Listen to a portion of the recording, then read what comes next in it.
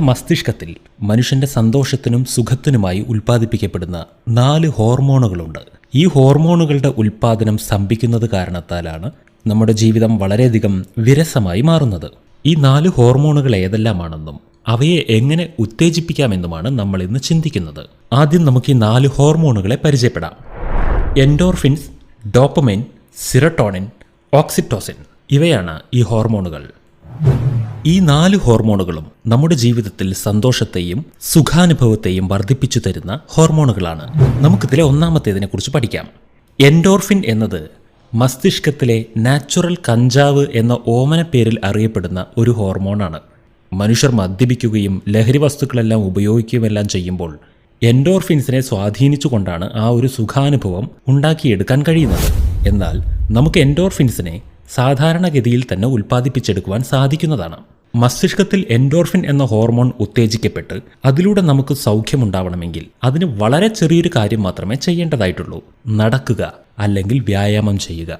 രാവിലെ എഴുന്നേറ്റ് നടക്കുകയോ അല്ലെങ്കിൽ വ്യായാമം ചെയ്യുകയോ വളരെയധികം മനസ്സുഖമുണ്ടാക്കുന്ന അതുപോലെയുള്ള കളികളിൽ ഏർപ്പെടുകയോ ചെയ്യുമ്പോൾ ശരീരം നന്നായി ഇളകുമ്പോൾ എൻഡോർഫിൻസ് എന്ന ഹോർമോൺ ഉൽപ്പാദിപ്പിക്കപ്പെടും. എന്നാൽ ഇത് വളരെയധികം അധ്വാനിക്കുന്നതുകൊണ്ടും ഉണ്ടാവില്ല. അതായത് ഒരാൾ ഒരു പറമ്പ് കളച്ചുകൊണ്ടിരിക്കുകയാണെന്നിരിക്കട്ടെ, അദ്ദേഹം അത് തൊഴിലായി ചെയ്യുകയാണെന്നിരിക്കട്ടെ, വളരെയധികം കഷ്ടപ്പാടോടുകൂടിയും ദുഃഖത്തോടുകൂടിയും ചെയ്യുകയാണെന്നിരിക്കട്ടെ, എങ്കിൽ അത് എത്ര കഠിനമായ വ്യായാമമാണെങ്കിലും അത് പറമ്പ് കിളയ്ക്കുന്നതോ ചാക്ക് ചുമക്കുന്നതോ അങ്ങനെ എന്തായാലും അതിലൂടെ എൻഡോർഫിൻസ് ഉൽപ്പാദിപ്പിക്കപ്പെടുകയില്ല. വളരെയധികം സന്തോഷത്തോടെ കളികൾ, നടത്തം, വ്യായാമം തുടങ്ങിയ കാര്യങ്ങൾ ചെയ്യുമ്പോഴാണ് എൻഡോർഫിൻസ് ഉൽപ്പാദിപ്പിക്കപ്പെടുന്നത്. ഇത്തരത്തിൽ എൻഡോർഫിൻസ് ഉൽപ്പാദിപ്പിക്കപ്പെടുകയാണെങ്കിൽ ആ സുഖാനുഭവം നമുക്ക് പകൽ മുഴുവൻ നിലനിർത്തുവാൻ സാധിക്കും. രണ്ടാമത്തെ ഹോർമോണാണ് ഡോപ്പമൈൻ. പാർക്കിൻസൺസ് എന്നറിയപ്പെടുന്ന ഒരു അസുഖമുണ്ട്.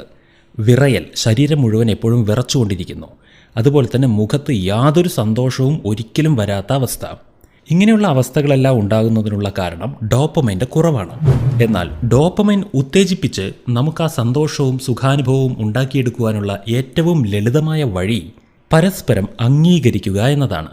ഭാര്യ ഭർത്താവിനെ അംഗീകരിക്കുക, മാതാപിതാക്കൾ മക്കളെ അംഗീകരിക്കുക, മക്കൾ അച്ഛനും അമ്മയും അംഗീകരിക്കുക, കൂടെയുള്ളവരെ അംഗീകരിക്കുക.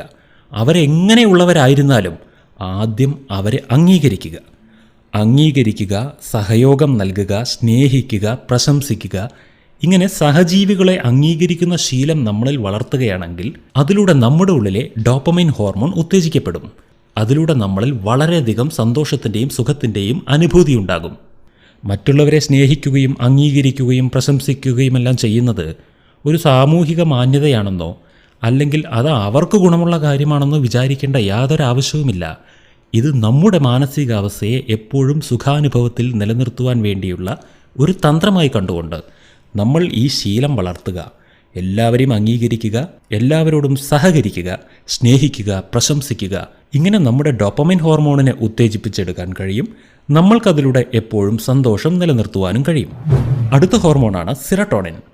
സെറോട്ടോണിൻ ഉത്തേജിപ്പിക്കപ്പെടണമെങ്കിൽ ഒരേ ഒരു കാര്യം ചെയ്താൽ മതി: സേവനം ചെയ്യുക. മറ്റുള്ളവർക്കായി ഒരു കാര്യം ചെയ്തു കൊടുക്കുക. എന്തെങ്കിലും ഒരു ചെറിയ കാര്യം, അത് വീട്ടിലുമാകാം, ചുറ്റുവട്ടത്താകാം, അയൽക്കാർക്കാകാം, നാട്ടുകാർക്കാകാം, ഒരു പരിചയമില്ലാത്ത ആളുകൾക്കാകാം. നമ്മളൊരു ചെറിയ സേവനം മറ്റുള്ളവർക്ക് വേണ്ടി ചെയ്യുന്ന സമയത്ത് അവരുടെ സന്തോഷം നിറഞ്ഞ ആ മുഖത്തിൽ നിന്ന് നമ്മുടെ ഉള്ളിലേക്ക് ഒരു എനർജി ട്രാൻസ്ഫറിങ് നടക്കുന്നുണ്ട്, ഒരു ഇമോഷൻ. ആ ഇമോഷനിലൂടെ നമ്മുടെ ഉള്ളിൽ സെറോട്ടോണിൻ ഉൽപ്പാദിപ്പിക്കപ്പെടും. മറ്റുള്ളവർക്ക് യാതൊന്നും ചെയ്തു കൊടുക്കാതെ സ്വന്തം കാര്യം മാത്രം നോക്കി ജീവിക്കുന്നവർ, എനിക്ക് സുഖിക്കണം എന്നൊരൊറ്റ കാര്യം ചിന്തിച്ചുകൊണ്ട് അവനവന് വേണ്ടി മാത്രം ജീവിക്കുന്നവർക്ക് ഒരിക്കലും സുഖിക്കാൻ കഴിയാത്തത് അതുകൊണ്ടാണ്. എന്തുകൊണ്ടെന്നാൽ അവരിൽ സെറോട്ടോണിൻ ഉൽപ്പാദിപ്പിക്കപ്പെടുന്നില്ല. സേവനങ്ങൾ ചെയ്യുമ്പോൾ ഉൽപ്പാദിപ്പിക്കപ്പെടുന്ന ഒരു നാച്ചുറലായ ഹോർമോണാണിത്. അടുത്തതാണ് ഓക്സിറ്റോസിൻ. ഓക്സിറ്റോസിൻ എന്ന ഹോർമോണും നമ്മുടെ സന്തോഷവും സുഖവുമായെല്ലാം ബന്ധപ്പെട്ട് കിടക്കുന്ന ഹോർമോണാണ്. ഓക്സിറ്റോസിൻ എന്ന ഹോർമോൺ മസ്തിഷ്കത്തിൽ ഉൽപ്പാദിപ്പിക്കപ്പെടണമെങ്കിൽ മറ്റുള്ളവരുടെ കൂടെ സമയം ചെലവഴിക്കുക എന്നതാണ് ഏറ്റവും ലളിതമായ മാർഗം. അതായത് സംസർഗം, ജനങ്ങളോടുകൂടെയുള്ള സംസർഗം, ഒരു സോഷ്യൽ ബീയിങ് ആവുക. ഒരിക്കലും വളരെയധികം ഒറ്റപ്പെട്ടവരായി ജീവിക്കാതെ, ആരോടുകൂടിയും ചേരാതെ, ആരെ കണ്ടാലും മിണ്ടാതെ, ആരോടും ചിരിക്കാതെ, സംസാരിക്കാതെ, ഒരു തമാശ പോലും പറയാതെ അങ്ങനെയൊക്കെ ജീവിക്കുന്നവർക്ക് ഓക്സിറ്റോസിൻ ഉൽപ്പാദിപ്പിക്കപ്പെടുകയേയില്ല. ഓക്സിറ്റോസിൻ ഉൽപ്പാദിപ്പിക്കപ്പെടണമെങ്കിൽ ജീവിതത്തിൽ എല്ലാ ദിവസവും കുറച്ചു സമയം നമുക്ക് ഏറ്റവും പ്രിയപ്പെട്ട ആളുകളുടെ കൂടെ ചെലവഴിക്കുവാൻ അല്ലെങ്കിൽ സാമൂഹികമായ രീതിയിൽ മനുഷ്യരോടൊപ്പം സമയം ചെലവഴിക്കുവാൻ നമ്മൾ കണ്ടെത്തണം. അതും അങ്ങോട്ടും ഇങ്ങോട്ടും കുറ്റം പറയാതെയും പരദൂഷണം പറയാതെയും ലോകത്തിലെ പ്രശ്നങ്ങളെക്കുറിച്ച് ചർച്ച ചെയ്യാതെയും വളരെയധികം സന്തോഷജനകവും ഹൃദ്യവുമായ കാര്യങ്ങൾ സംസാരിച്ചുകൊണ്ട് ചെലവഴിക്കണം. അങ്ങനെ ചെയ്യുന്ന സമയത്ത് നമ്മുടെ ഉള്ളിൽ ഓക്സിറ്റോസിൻ എന്ന ഹോർമോൺ ഉൽപ്പാദിപ്പിക്കപ്പെടും. സംസർഗത്തിലൂടെ ഉണ്ടാകുന്ന ഒരു ഹോർമോണാണിത്. ഇത്തരത്തിലാണ് ഈ 4 ഹോർമോണുകളെ മസ്തിഷ്കത്തിൽ ഉണ്ടാക്കിയെടുക്കുവാൻ സാധിക്കുക. ഇതിൽ നിന്ന് നമുക്ക് ചെറിയൊരു കാര്യം മനസ്സിലായി. നമ്മുടെ ഉള്ളിൽ തന്നെയുള്ള ആ സുഖാനുഭവത്തെ നമ്മൾ ശരീരത്തിലേക്ക് പ്രചരിപ്പിച്ച് അതിനെ അനുഭവിക്കുവാൻ നമുക്ക് കഴിയുന്നില്ല എങ്കിൽ നമ്മുടെ ഈ 4 ഹാബിറ്റുകൾ നിന്നുപോയിരിക്കുന്നു എന്നതാണ് അർത്ഥം. അതായത് സന്തോഷത്തോടെയുള്ള വ്യായാമങ്ങൾ, മറ്റുള്ളവരെ അംഗീകരിക്കുകയും പ്രശംസിക്കുകയും ചെയ്യുന്ന ശീലങ്ങൾ, മറ്റുള്ളവർക്ക് വേണ്ടി സേവനങ്ങൾ ചെയ്യുന്ന ശീലം, അതുപോലെ ഒരു സോഷ്യൽ ബീയിങ്, ഒരു സാമൂഹികനായിരിക്കുക എന്ന കാര്യം.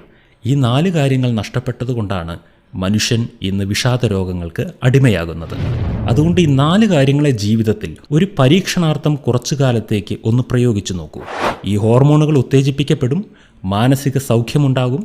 നിങ്ങൾക്ക് ആ കാര്യം ഇഷ്ടമാകുന്നുവെങ്കിൽ അത് സ്ഥിരപ്പെടുത്തൂ. ജീവിതത്തിൽ സുഖത്തിനായി എവിടേക്കും അലയേണ്ട ആവശ്യമില്ല.